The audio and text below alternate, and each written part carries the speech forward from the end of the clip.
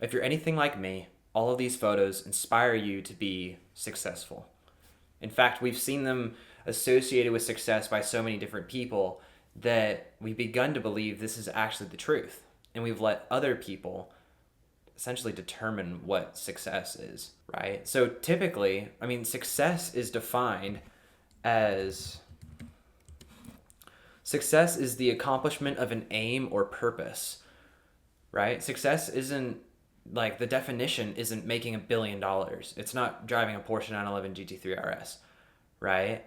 But if you're anything like me, like I've aspired to be that and I've defined success in the past as a destination. And that destination is having $1 million and driving fast cars and pretty girls and big houses and lavish living and no responsibility, right? And just being able to post on Instagram all day and flash just flash jewelry and whatever it is, like that's what success has been for so many people. And I want to encourage you and kind of tell you my journey in realizing success was not worth it. And I know that sounds crazy, but stay with me, right? And I actually wrote all of this out, so it's like scripted, and I'm just gonna be like glancing over at it so that we can continue moving on, so I can continue hitting the points, so that I can provide the most amount of value to you without yapping. So, 2 years ago, because we're gonna go into my story. 2 years ago, I had just started college and I had started working out 6 months prior. Like I was starting to really get into self improvement and figuring out my life and making it better. And I aspired a lot to be like Andrew Tate, and as a lot of young guys did, right? He was wealthy. He had pretty women that he was always with. He had nice cars, and he was just super like arrogant about what he did, and that was cool because it was there's an appeal to that. That's a man who's confident in who he is, and that's something that I aspired to be, was confident in who I was. The problem was I hadn't accomplished anything, and I just automatically assigned wealth and women, and just overall, that is success, right? And having nice cars and whatever it is, right? The problem was I didn't have any of that, but I adopted the ego. And so, because of that, I became a very prideful person and was very egotistical when it came to my friends. And it wasn't choosing my friends wisely, it was hating others who weren't like me, and having negative feelings, right? I don't think it's fair to have negative feelings towards other people just because they're different. But I think it's wise to still choose wisely who you spend time with, because who you spend time with determines who you become. Okay, that's a quick background, right? But it's a background to what I saw as success, right? I saw success as, being able to be wealthy and to have enough money to cover my expenses. And because of that, I got the wrong idea. And I think a lot of young guys struggle with that, is they think that that's the goal, right? And they're thinking of it as a destination and not a journey. I used to be obsessed with the destination, and I used to spend hours every single week, sometimes it was hours a day, envisioning what life would be like when I have $1 billion or $1 million or whatever. No idea how to get there, by the way. Like, I had no clue what it would take for me to do that. But it was just always watching videos of them test driving Porsches, and someday, thinking about, oh, someday I'm going to drive the McLaren, and someday me and bro are going to pull up with the McLaren. Like, that's so stupid, because all it is planning.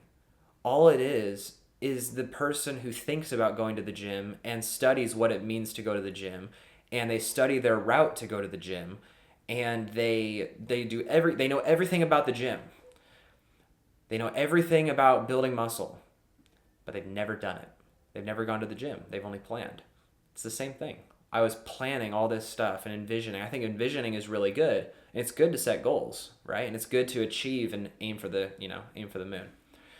But it's not good to just plan and do nothing, because you aren't any healthier just by thinking about it, right? And I was actually substantially unhealthier by just thinking about it, right? I became obsessed with success, that I couldn't actually define what success meant to me, only what it meant to other people. I found myself more and more unhappy with my life. It was a progressive process. And as I continued to compare myself to other young guys, the very few, right, the top 0.001% of guys who had gotten lucky in crypto or guys who had gotten lucky in their business, I became more and more unhappy because comparison is the thief of joy. And I just continued to compare myself to these guys until I got into a point where I just was falling into a depression. And I was beating myself up every day, working 16 hours a day, sometimes 7 days a week, just so that I could make it, just so that I could reach some point of success. The problem was I didn't realize it's a journey and not a destination. And so because of that, I had to switch my entire perspective. I knew something had to change. I didn't know if it was my perspective or my mindset, but I was more unhappy than I've ever been. And I was always comparing myself to others. And no matter what success I did find in my business, it was never enough. Because a $750 per month contract was like, oh, great, I'm making $750 per month. But it never went anywhere. And it never gave me the happiness I thought it would give me. Right? So, I thought maybe if I changed my environment, then I would somehow break through the plateau. I hadn't even begun. I was in college, prideful, arrogant. It was bad. I broke up with my ex-girlfriend and told her that she wasn't enough for me. She's amazing and she's engaged now, but I'm very happy for her. But I told her that she wasn't enough because I was so arrogant in myself that I couldn't see past my own pride. It was like seeing red. Like I just couldn't see anything except for my own ego. I didn't have anything to be prideful for. Like I hadn't done anything. I didn't have any accomplishments. And even then, I don't even think that enough accomplishments can justify hurting others. I don't think it should. Right? But that's my personal opinion, right? And I'm not hating anyone for doing that. But that's my personal opinion how I want to live my life. But so I left college hoping to change my environment that I would break through, right? And technically I did my business, but I didn't find happiness, right? Both my marketing agencies started picking up more. We started having, we as in me, I was just solopreneur. I was managing multiple businesses and a lot of clients and was way in over my head and was unhappy. And I was making pretty decent money. I mean, like I was continuing to make more and more, and photography and videography on the side was still growing and getting lots of referrals through that. And I just wasn't happy. And I was working 16-ish hours a day, 14 to 16 hours a day. I just sit at a coffee shop all day. And it was like pushing a 5,000 pound stone. Like I just didn't feel like I was going anywhere. I was making money, but I wasn't happy. Yeah. So it kind of all came to a hard stop at a certain point. So this year kind of came to a hard stop in November. I won an award with the Texas Business Hall of Fame, right? And so as a celebration, I went on a solo camping trip for a couple days. And I would sit in front of the fire. So I got there on Friday, and then all of Saturday, I was literally just sitting in front of the campfire with my notebook. I was sitting in front of the campfire with my notebook, and I was just trying to figure out what is happiness, because this sucks. Whatever this is not something that I want. Because I had been so obsessed with the destination that I couldn't enjoy the journey. And so I was just in a moment of introspection. I said, I don't really want to be a part of the journey if I'm not enjoying it. And I think that like there's no destination, right? There's no like you'll get to a point where you've made it. I mean, I'm at a point that people think is making it, but I don't think it is. So I don't think that there ever is a point where you think that you've made it. But anyways, I'm sitting in front of the fire trying to figure out happiness, right? And at first, I thought happiness was like the reward of hard work. But then after thinking more about it, I was like, I've been working so hard, but I'm not getting the reward. Or the reward is money and I'm not happy. So obviously, hard work isn't it doesn't produce happiness. So I took a 10-minute break and I was reading Atomic Habits. It's a great book. I would highly suggest it. Anyways, reading Atomic Habits, and Atomic Habits said, um, um, it said happiness is simply the absence of desire, or better put by Cade Boudris, happiness is the space between one desire being fulfilled and a new desire forming. Right? And that made sense because I was on this camping trip because I desired to go camping. I fulfilled the desire to go camping, and I was literally sitting in front of the fire. I didn't have any want or need or anything like that. Like I had, plenty of food and camp, firewood and all that kind of stuff. And I had no other desire but to sit in front of the fire and discover what happiness was, and I was happy. And I have really fond memories of that, right? Or hanging out with friends or whatever it is. Like that's desire fulfilled, and it's that space in between a desire being fulfilled and a new desire forming. Because as soon as a new desire forms, you're slightly less happy because you don't have it. So there's a lesson of contentment that needs to be in there. But I realized that everything that in my striving for what everyone else called successful, I became unhappy. And so I had to figure out, how am I going to be happy from now on? How do I focus on happiness? Because why would I want to gain the whole world and lose my soul? Right? That's straight from the Bible. Why would I want to gain everything but just live a soulless life? Just live a life of, I don't know, like it wasn't worth it to me. Right? That doesn't mean that making money isn't worth it, right? And being responsible for stuff, it's not that. That's not the point. The point is that if you live your whole life, you live your entire life unhappy, you are no better than the guy who works a 9 to 5 in a cubicle who's unhappy. You think, like for me, I thought I was escaping the matrix by starting my business. When in reality, escaping the matrix, right? I know it's an older term from a couple years ago, but escaping the matrix literally means that you are not a part of the world, right? So because of that, I realized escaping the matrix is being happy, because there are guys who work a 9 to 5 who they just bite the bullet and it's like, it is what it is, but then they go home to be with their family and they're happy because that was their desire all day, was to be with their kids and their wife, right?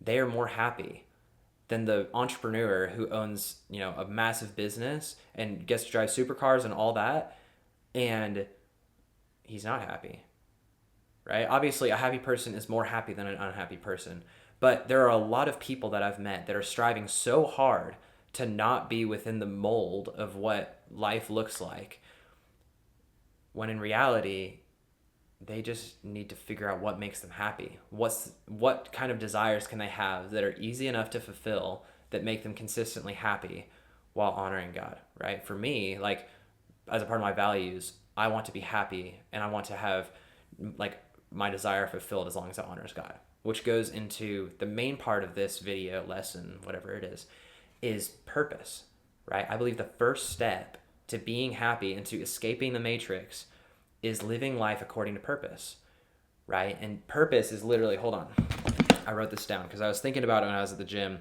and I knew that I had to talk about it. Let's see. Wrote it down. Hold on. Oh, shoot. Where is it? Purpose.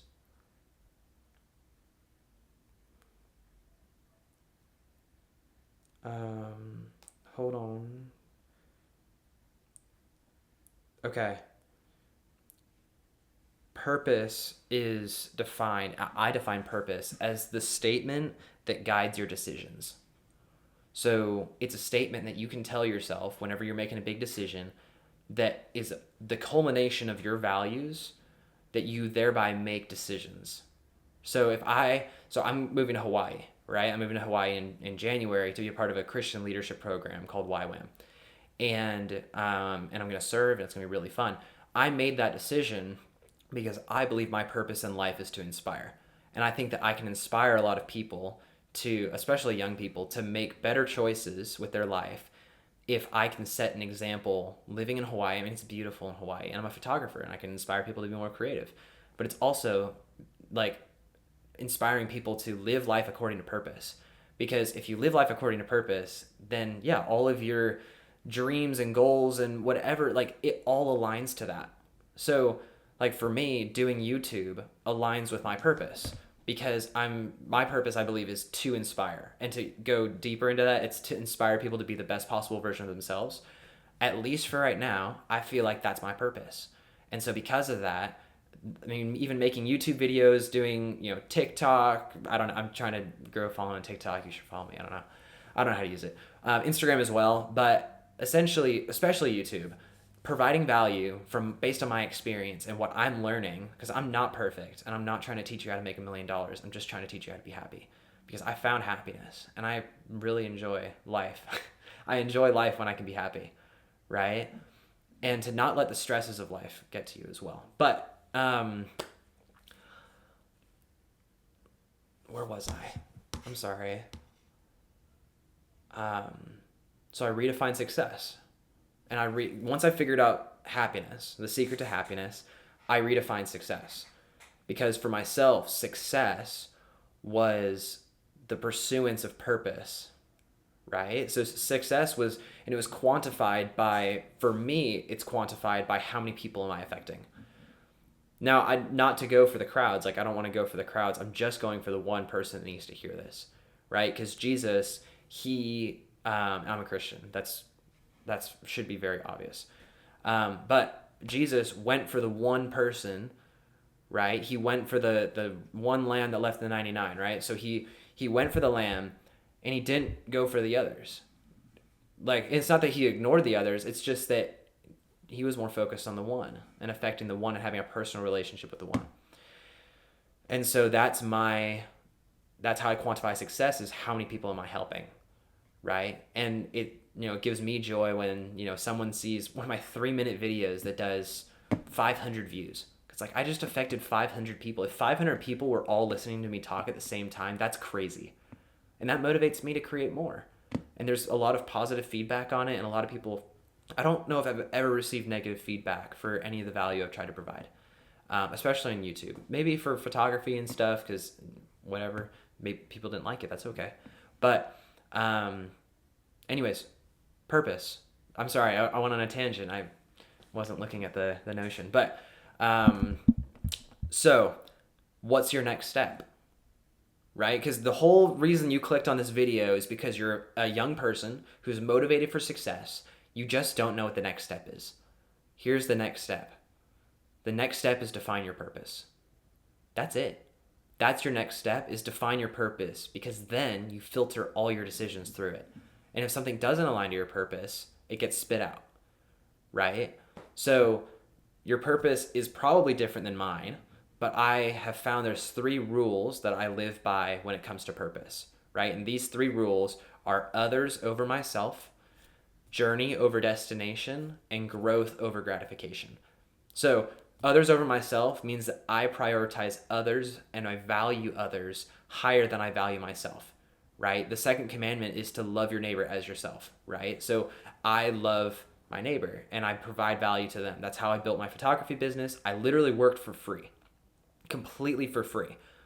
And over time, people began to recognize my work as a professional until I was able to start charging for it. And it was much better because now I had a full portfolio of work to be able to offer people that I believed was high quality and I think is pretty awesome, right? So like, that's prioritizing others over myself, right? Valuing them, right? Sacrifice. And it's really important. And if I can do that through my purpose of inspiring others, like even making this video, I'm not doing it for myself, I'm doing it for you. So journey over destination means to understand that the Porsche 911 is just a stop along the way, right? If that's what you aspire to do, which I assume it is if you're watching this long. Because I'm mainly talking to myself from 2 years ago. I wish that I could have seen this video. I wish I could have. I would have made a lot of different choices. But if we could change everything in the past, then we wouldn't be here today. But so I guess there's that. But journey over destination. Understanding that there is no destination, only prioritizing the journey. Because if you only are focused on the destination, then you are just living a very unhappy life because you're never going to reach it. No one has ever reached a destination. And once you reach a destination, you're unhappy. unless you prioritize being happy in the journey. Then it doesn't matter where the destination is. So the third one is growth over gratification, right? Focusing on growing yourself, growing your skills and abilities over instant gratification. Things like porn and masturbation and video games and alcohol. Like, I mean, when it comes to, substances or video games or anything like that, like there is some amount of balance and moderation that I think is fair. But when it's out of proportion and it's out of balance, that's when it starts getting dangerous. And I've seen a lot of people fall into some pretty terrible addictions because they didn't have any purpose, right? Viktor Frankl says, a man who lacks purpose turns to pleasure. So just following your purpose and filtering your decisions through that purpose. So like one of my mentors, his purpose is to disciple. So every decision he makes is through that lens, right? So he might not do exactly what I'm doing, but he does life coaching. And so it's one-on-one life coaching. And he feels like that is the culmination or the best way that he provides value through his purpose. It's different for everyone, right? Honestly, you might have the exact same purpose as I do. That's awesome, right? But what are you doing about it? Are you filtering your decisions through that purpose, or are you just living life aimlessly? You don't want to live life aimlessly. So the main question that's still kind of unanswered because it's still kind of vague of what's next, right? I think for me, once I decided my purpose and figured out at least a purpose that's honorable that I want to follow for an extended amount of time, 6 months, a year, at least until I was completely sure that was the purpose, right? And I'm pretty sure to inspire others is my purpose. I would say the next step is to find a valuable skill that you can do practically for free. So for me, that was photography. Like I was doing it on my iPhone, taking photos of my car and of other people's cars, and they thought it was cool, and it was like, oh, awesome. I've people think this is cool. And 1 second, let me make sure we're not too far. 22 minutes. This is a long video. And then it came to a point where I borrowed my mom's old camera that was just sitting in the garage, and I started taking photos with that and editing them, and people were liking them. And then it got to a point that I was like, okay, well, people are asking how much I'm charging, so I might as well charge the bare minimum that I feel like could be fair. So I was charging like less than $100 for a full photo shoot. And I would highly suggest doing that. Like anybody does that, right? I still do free photo shoots because I want to. And I don't want my creativity to be, in the way that I provide value, to be stopped because someone else can't pay for it. That doesn't make sense to me, why you would only be creative and only provide value if someone's giving you money. No, that's, for me, putting others above myself means to sacrifice my time for the greater good, right? To sacrifice it for the people that want, my work and are nice people. And I've made so many good memories because I sacrificed, and it really wasn't a painful sacrifice. So build a skill. There's a lot of skills. There's millions of skills that you could build. You literally could crochet for people. You could crochet, I don't even know. Just like, there's so many skills. There's building Excel spreadsheets or doing things like that and doing it for free and providing that for people, copywriting, or I don't know, building a skill of collecting recycling from people's homes or something. I don't know. There's so many things that you can do. Make it something you love and do it for free until you've gotten to a point that you're so good at it that people then will pay you for it. If you're motivated to like have your own business, I would highly suggest starting with how much value can I provide to others. I appreciate you. Thanks for watching.